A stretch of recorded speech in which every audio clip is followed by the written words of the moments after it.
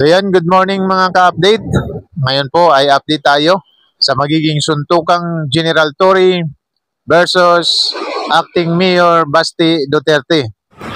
Welcome to Romis Update Channel.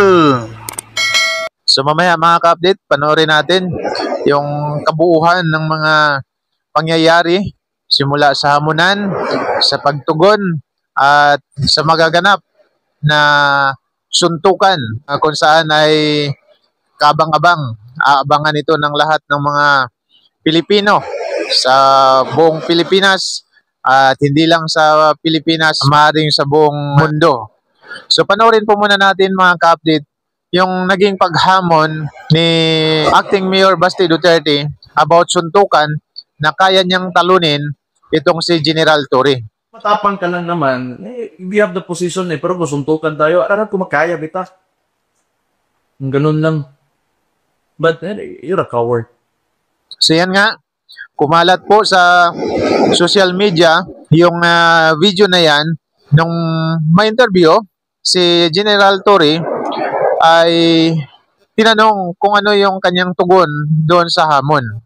Kaya panoorin din natin yung naging tugon ni General Torre. Hinamon daw kayo ni Vice Mayor Basti Duterte ng suntukan. Anong reaction niya po? Mga urot talaga kayo eh.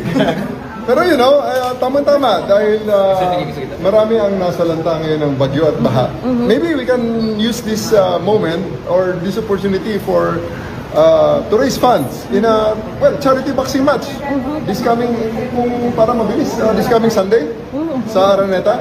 12 rounds, pwede 12 rounds sa sundukan para maganda at para medyo marami ang ma-raise natin. Siguro you can find sponsors per round, may mag-sponsor. So let's place their merchandise before each round. So 12 rounds para medyo marami ang sponsor, marami tayong ma-raise na pondo. Sir, can you give us a background? Naghamon ba siya? Paano ba yung nangyari? Well, I was informed at nakita ko rin sa social media na naghamon siya na suntukan. And, well, sa atin naman, whether it's serious or not, sa atin, let's just put this on a better use. Kung yan ang gusto niya, madaling pagbigyan niya, boxing na lang para madaling set up. At gawin natin this coming Sunday, 9 o'clock. I'll be there in Araneta. I'll ask Araneta to set up a boxing ring. Hopefully, they will oblige. Kung wala naman, maghanap tayo ng kung saan gym ang gusto niya. So nakikita ko yung mga comments sa social media. Bakit kailangan mong patulan si Basti? Hindi ko naman siya pinapatulan. I just see this an opportunity para makatulong sa ating mga kababayan. Kaya nga, sigurado marami ang sponsor nito and everything that, all the proceeds that we'll raise, we will donate to charity. Ako, I'll donate to charity kung ano man ang part ko rito.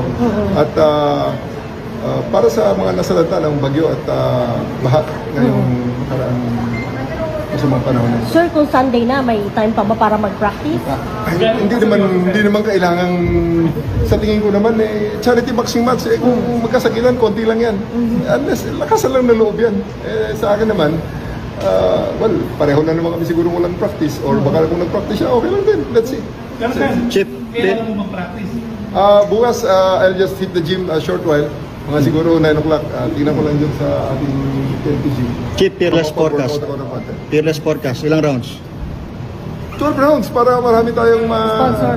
para marami tayong ma-raise na pondo. Papatumbaw mo, sir? After this, are you hoping na matulungan na itong medyo balatan ninyo ng balatan sa social media? On my part naman, nothing personal.